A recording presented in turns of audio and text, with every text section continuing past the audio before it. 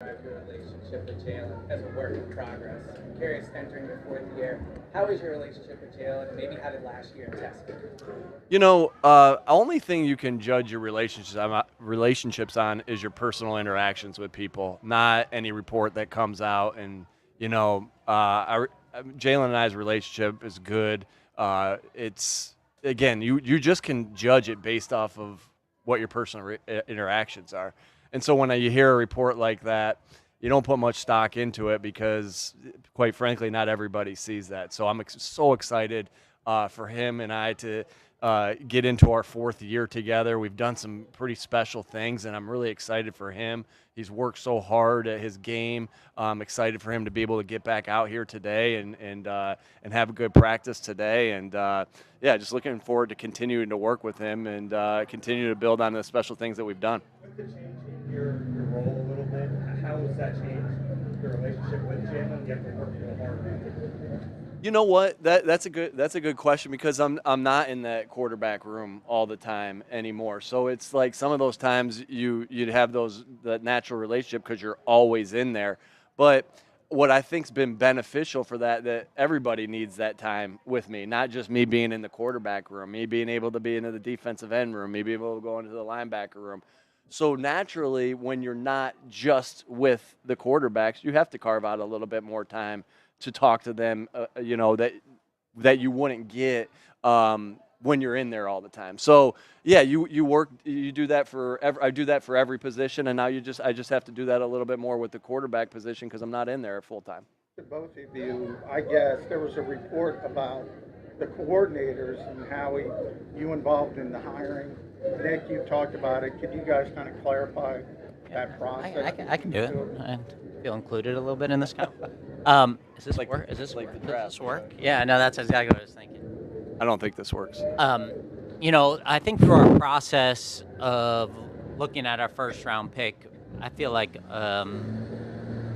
myself, our scouts, we had great information on him. Obviously, he went to Toledo. Nick's college roommate is the head coach of Toledo. When Nick came to me and he said, "Hey, I got this information on Q," it made me feel much better about the selection that we already felt good about. It's the same process for when we do coaches. Nick will come to me and say, "These are the guys I'm thinking about. Do you have any relationship? Do you know these guys?" Obviously, I've been in the league a long time. I had prior relationships with both of those guys. It makes him feel better about the decision he's making. I mean, these aren't under the radar guys. These are talented guys that have been in the league for a long time. And that's how good organizations make decisions. At the end of the day, I'm responsible for the players that I bring in here, draft, free agency, and he's responsible for his coaching staff. But we work together. That's the whole part of being a team. How is our first time speaking to these coaching staff changes? What factor into those, and how is it different without that? Yeah, I think you're constantly looking at ways to evolve as a staff. You're kind of looking at things that you can do different. And I think from our perspective, we made a bunch of staff changes. I think total 6 people have kind of changed roles. We're excited about that. We wish all the best to the people who left here. And obviously, as we go through the 2024 season starting today, really excited about that. We'll all be judged on the result. Nick, what kind of changes should we expect to see out here, whether it's length of practice, or physicality, or whatever? Yeah, obviously this first week is going to be, there's an acclimation period that everybody has to go through, week in, week out, but particularly that first week. You'll see some different things, but again, that's so fluid. Like, you're always constantly, like, to this morning I added 12 plays to practice. I'm like, hey, we felt good yesterday, guys came back in great shape. You know what, I want to work a situational period today that's going to add a couple plays. I want to work a conditioning period today that's going to add a couple plays. But that changes based off of how the day is and how you think the guys are. That's just something that's completely fluid. You'll see a lot of the same things, and there'll be obviously differences.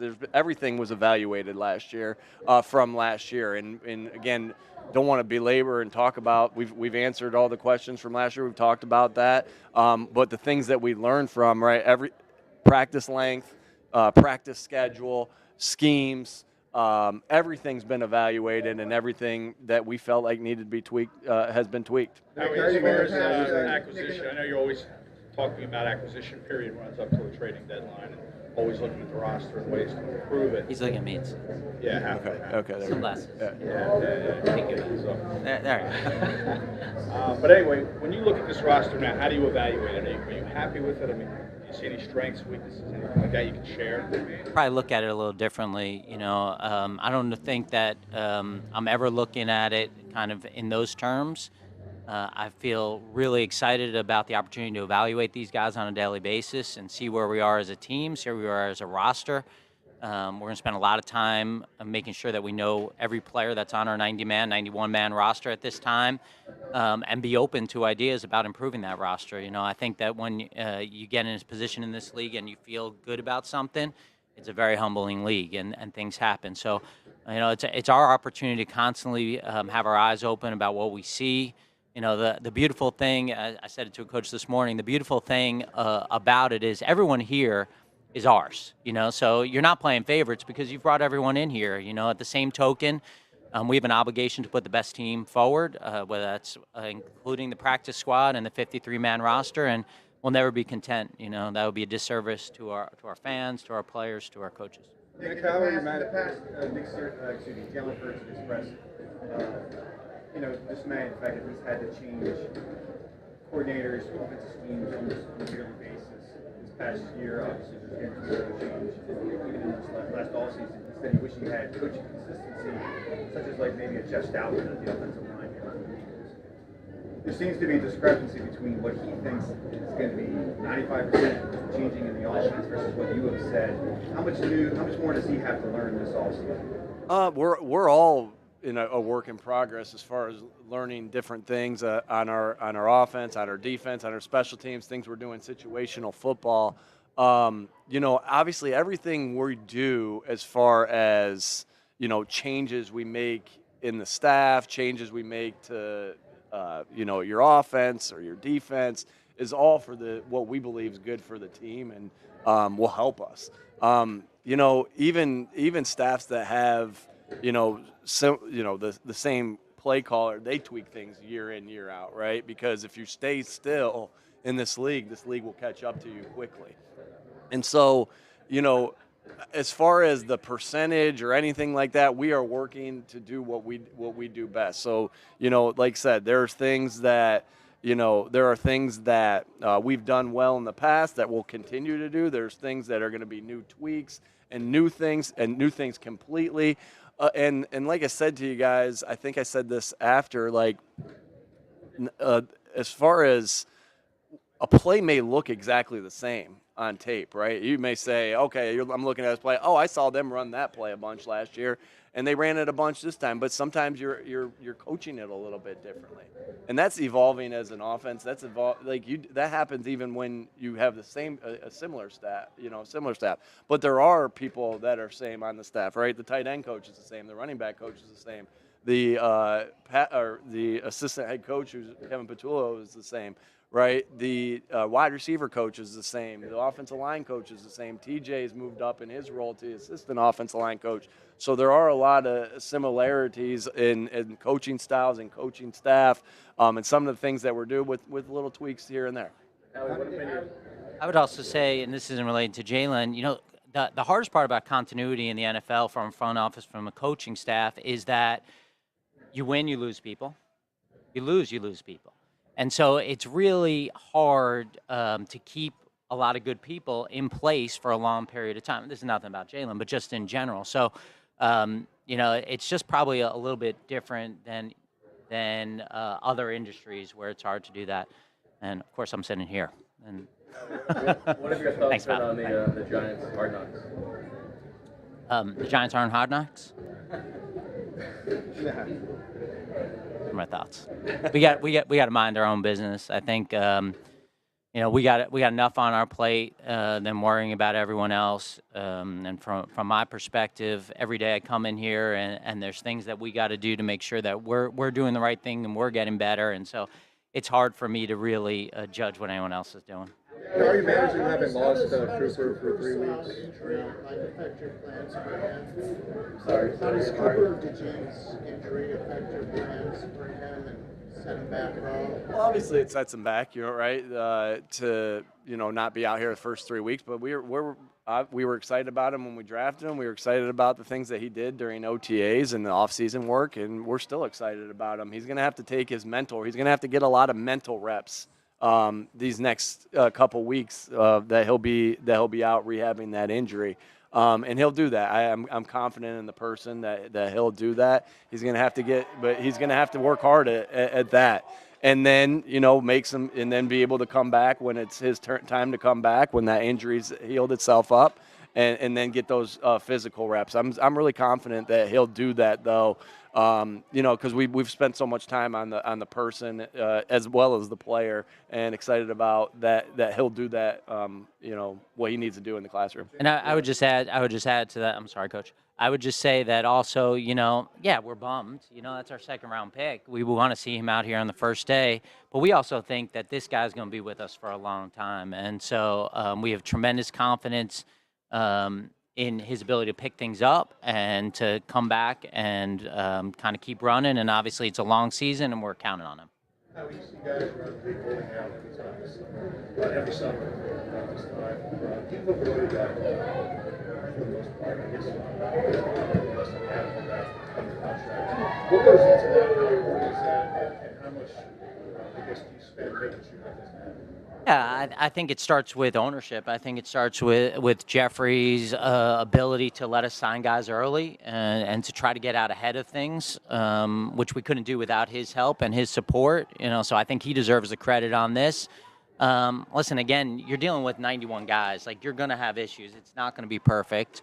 And I actually thought what Fred Warner said was really freaking unbelievable, where it's like, the better you get, the more of those issues you're going to have. So when you're a good team, people are going to be responsible for making you a good team, and those players are going to want to be compensated that way. Those coaches, the front office personnel, and so I think it's just the nature of a business. I think that obviously, the key for us has been to go to guys early and try to get ahead of those things, but it's not perfect, and I'm sure sitting here we'll have issues going forward, and I think that it's hard to understand, what goes on in those situations from other teams, because we're sitting here with kind of our own issues and our own situations. As you go into camp here, are you looking at Beckin primarily at guard or tackle, and are you looking at Bradbury primarily at safety or corner? Again, versatility is going to be key for guys, and so we'll see as camp goes along, but. Makai's going to have to be able to do both, and James is going to have to be able to do both. And so looking forward to seeing some of that with those guys. And but like I said, that's fluid as it goes on. You'll see some of that out here today. As you turn over at the receiver position, how do you feel about that third spot? Yeah, really excited to get out here and see the candidates that we have. We brought in guys that we think have talent and the ability to contribute for us, but to sit here and say like that's not something we're going to be watching every day and seeing who step up and how the chemistry is with Jalen, it's important, and I think that you look at it throughout the league, that position's an important position. We brought in guys in free agency. We drafted a couple of guys, and I think it's something that we're going to be watching, among other things, daily and see who steps up. Talk about getting activated.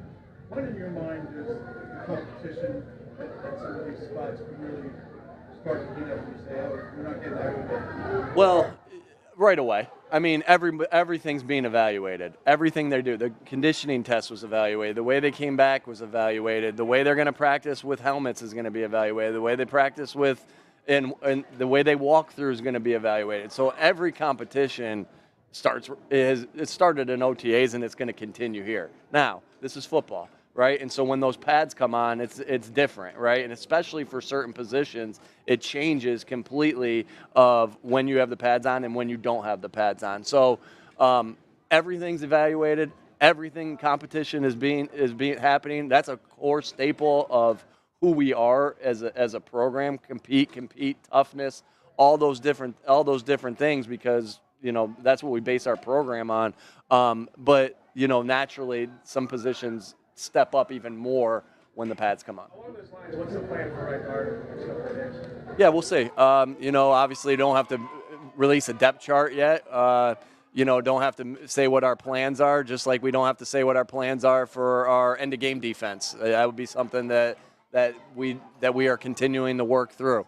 Obviously, we'll see as we go, and looking forward to today. And Tyler will start out there at the right guard position today as we start.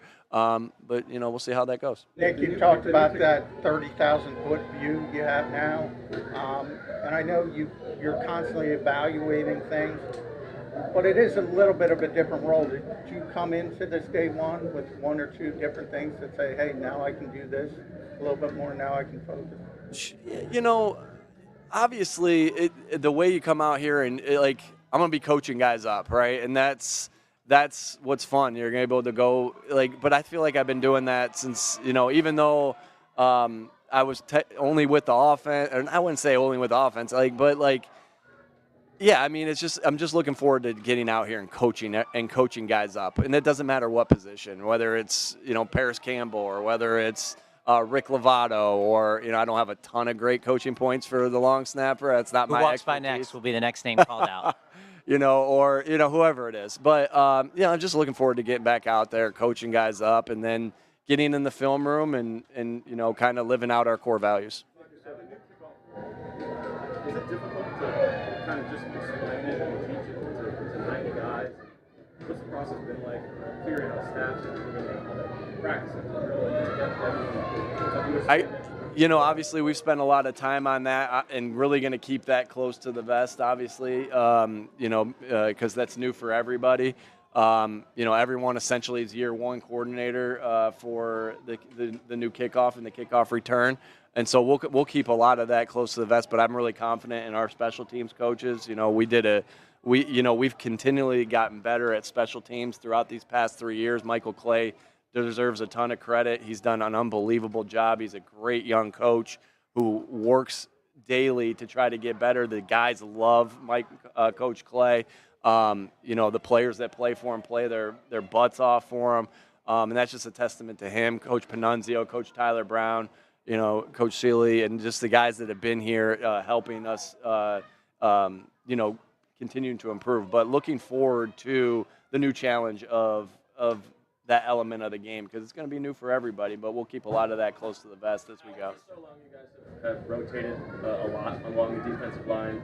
Vic's history seems to be to lean a little bit more heavily on his top guys. How do you find common ground?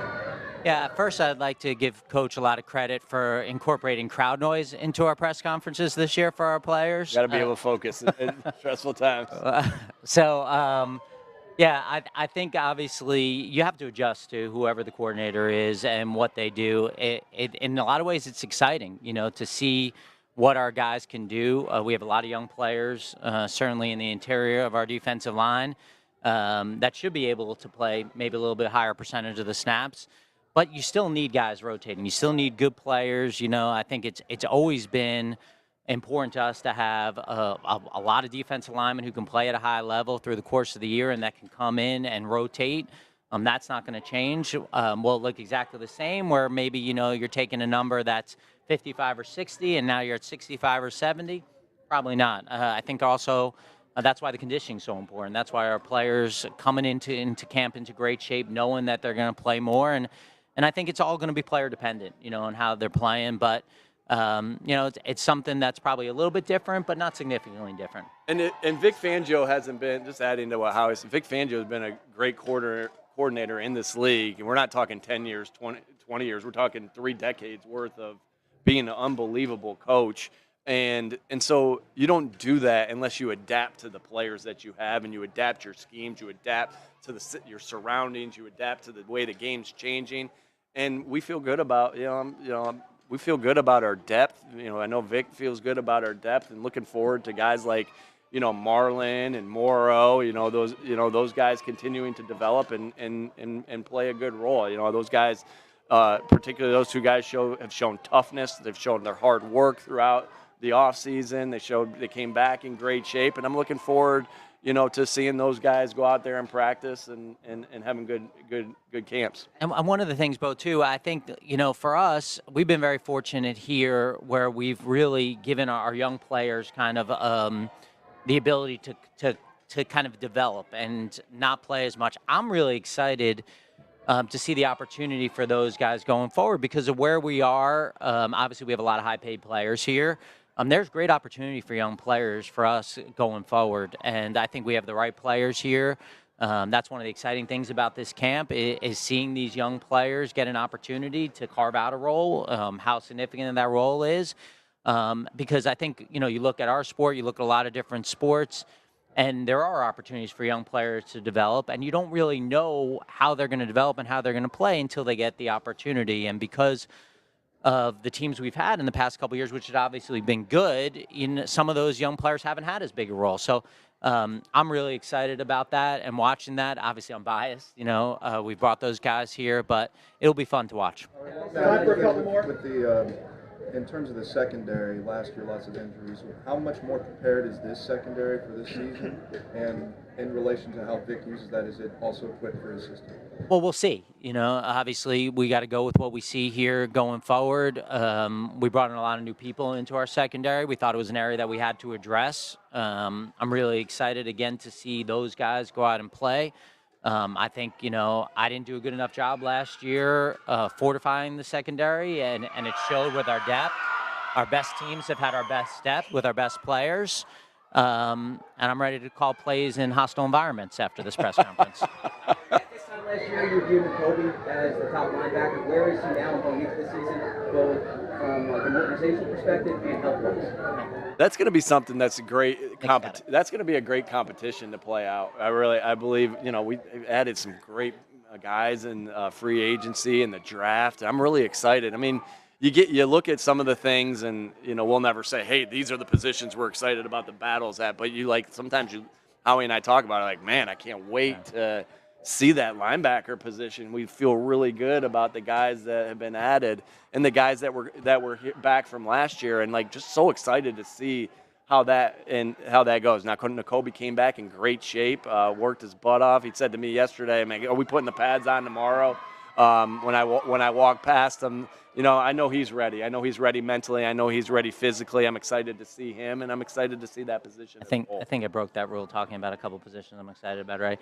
I think for us, we have tremendous confidence in Nakobe. That's why we drafted him. That doesn't change. And sometimes it's because of how much you liked him throughout the process and bringing him here.